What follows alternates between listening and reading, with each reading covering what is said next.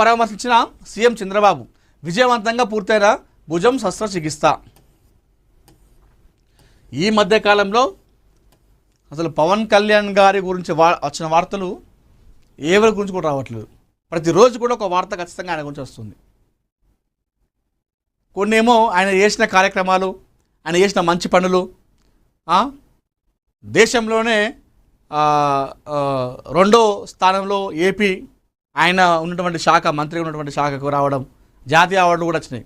ఆ విధంగా కొనొస్తే ఆయన విమర్శిస్తూ, ఆయన పైన వ్యక్తిగతంగా దాడి చేస్తూ, వ్యక్తిగత దాడి అంటే వ్యక్తిగత దూషణలు, ఆయన వ్యక్తిగత జీవితాల గురించి మాట్లాడుతూ, ఆయన ట్రోల్స్ చేస్తూ మరొక రకంగా వస్తే, ఇంకొక సైడ్ ఏమో ఆయన ఆరోగ్యంగా కూడా ప్రస్తుతం కాస్త ఇబ్బందులు పడుతున్నారు.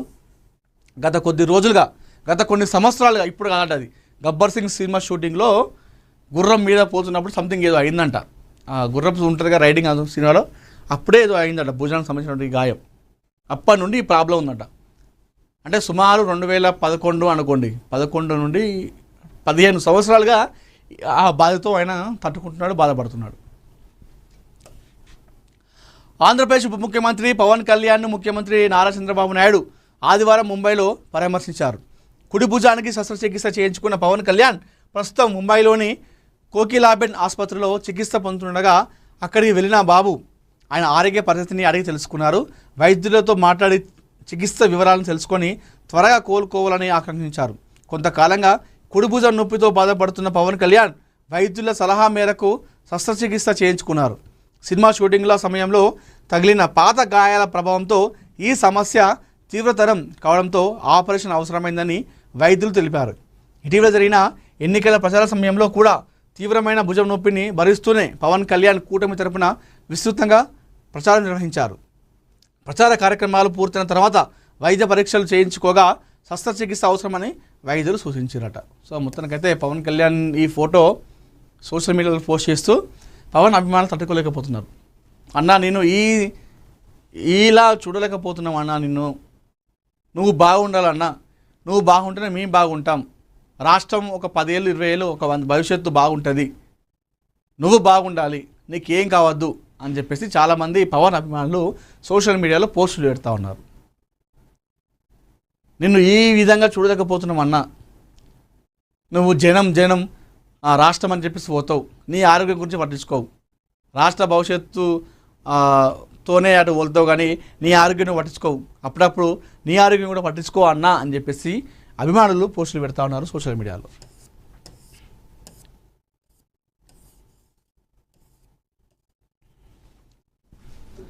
మారు వేషంలో వెళ్ళిన మంత్రికి చేదు అనుభవం, చిల్లర లేదని బస్సు దిగమన్న కండక్టర్, సామాన్యుల దిగిపోయే రవాణా మంత్రి. నిన్న ఇది అసలు హైలైట్ ఈ వార్త.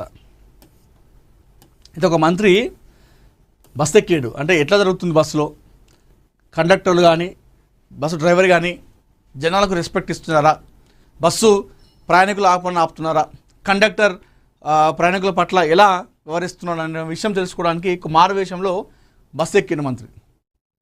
సామాన్య ప్రయాణికులు ప్రభుత్వ బస్సులో ఎదుర్కొనే ఇబ్బందులను ప్రత్యక్షంగా తెలుసుకోవాలన్న ఉద్దేశంతో మారువేషంలో తనిఖీలకు వెళ్ళిన కర్ణాటక రవాణా శాఖ మంత్రి బైరతి సురేష్కు ఊహించని అనుభవం ఎదురైంది.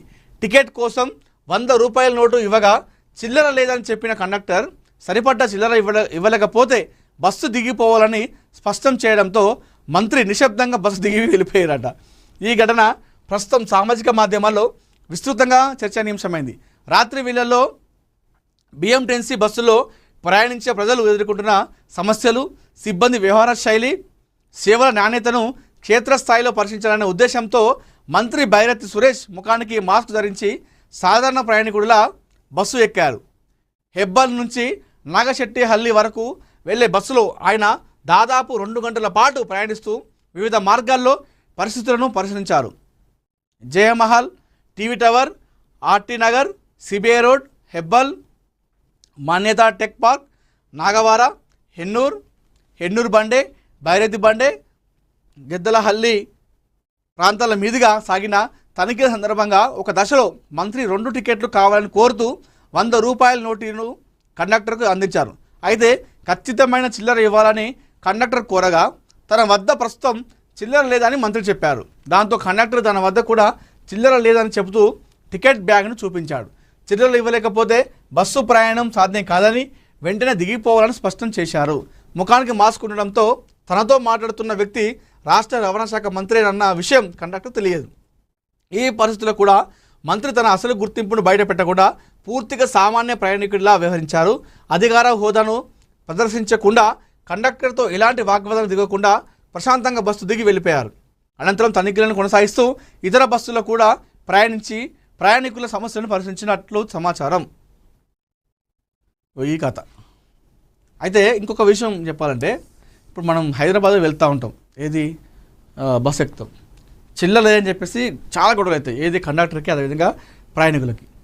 చిల్లర ఉంటేనే బస్సు ఎక్కాలి, లేకపోతే ఎక్కద్దు అంటే మరి ఆ చిల్లర ఎట్లుంటుంది జనాల దగ్గర? వాడు ఉరుకులో పరుగులో జీవితం, పొద్దున వస్తే రాత్రి 10 వరకు పనిచేస్తాడు, 10 పోయేసరికి తింటాడు, పడుకుంటాడు, నిద్ర వస్తుంది. మరి ఆ చిల్లర అంటే రేపటి గురించి ఇవ్వాలనే వాళ్ళకి వర్క్ టెన్షన్లే వాళ్ళు వాళ్ళలేకపోతాడు. ఆ చిల్లర ఎక్కడికి తీసుకొస్తాడు? మరి ఇక్కడ నువ్వే చిల్లర ఇస్తారంటే షాపులలో ఇవ్వరు.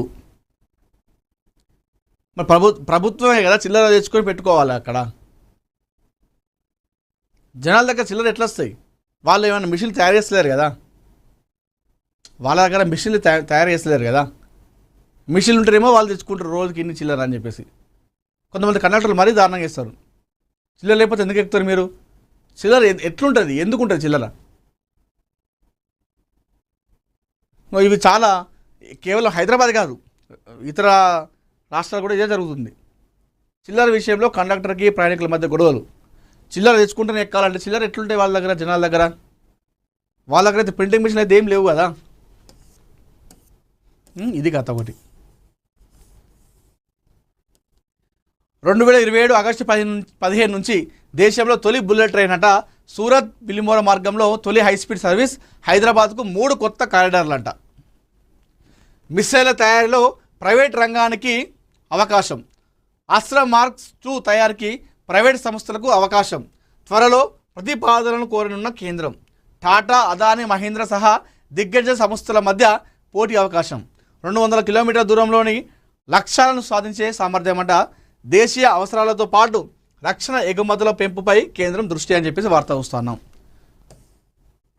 రైతుల నీళ్లు అడిగితే రక్తం అడుగుతావా? ఇగో పక్కన పెట్టి వెంటనే మోటార్లు ఆన్ చేయండి. మాజీ మంత్రి BRS deputy floor leader Harish Rao fire. సరే, ఈ వార్త చదువుదాం.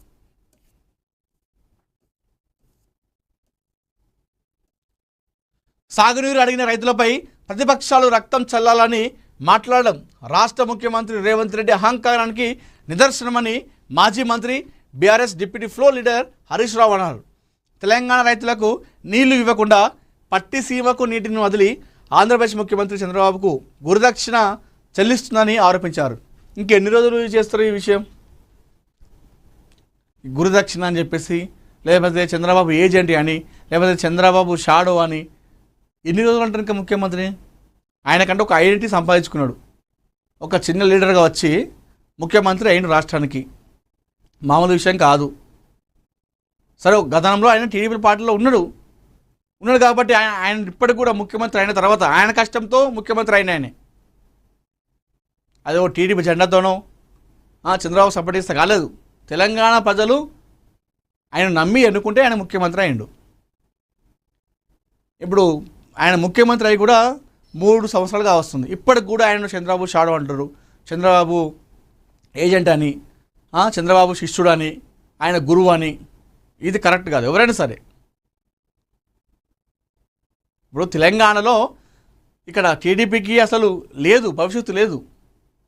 మరి భవిష్యత్తు లేని చంద్రబాబు శిష్యుడు అని చెప్పి శిష్యుడు ముఖ్యమంత్రి అయినంటే ఎట్లా అయిండు? ఒంటరిగానే అయింది కదా, ఒంటరిగానే అయింది కదా.